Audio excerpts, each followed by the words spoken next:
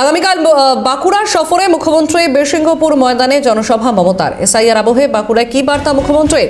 নতুন বছরে পশ্চিমবঙ্গ বিধানসভা নির্বাচন, তার আগে রাজ্য জুড়ে চলছে এসআইআর। এই আবহে বাঁকুড়ায় যাচ্ছেন মমতা বন্দ্যোপাধ্যায়। আগামীকাল বাঁকুড়া সফরে মুখ্যমন্ত্রী মমতা বন্দ্যোপাধ্যায়, বীরসিংহপুর ময়দানে জনসভা মমতার।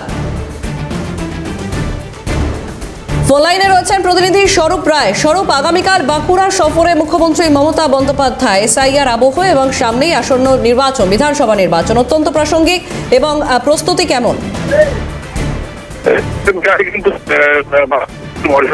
বীরসিংহপুর ময়দান রয়েছে, সেখানে কিন্তু রাজনৈতিক ভাবে তিনি কিন্তু করবেন, কারণ লোকসভা নির্বাচনের সময় তিনি কিন্তু শেষ বাঁকুড়া সফরে এসেছিলেন এবং তারপর থেকে কিন্তু তিনি বাঁকুড়ায় আসেননি। তারপরে এই রাজনৈতিক যে সভা, এই সভার কিন্তু তাৎপর্য রয়েছে, কারণ যে বরজড়ায় তিনি সভা করবেন, সেখানে কিন্তু বরজড়া এলাকায় একটা মতুয়া সম্প্রদায়ের বিপুল জনসংখ্যা রয়েছে সেই এলাকাতে, এবং সেই কারণেই কিন্তু এই সভার একটা তাৎপর্য রয়েছে। একদিকে যখন এসআইআর শুনানি পর্ব শুরু হয়েছে, তখন এই রাজনৈতিক সভা, কারণ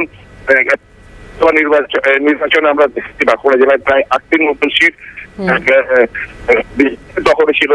তারপরে কিন্তু আবার এই বছর শেষ হলেই কিন্তু আবার বিধানসভা নির্বাচনের প্রায় প্রক্রিয়া শুরু।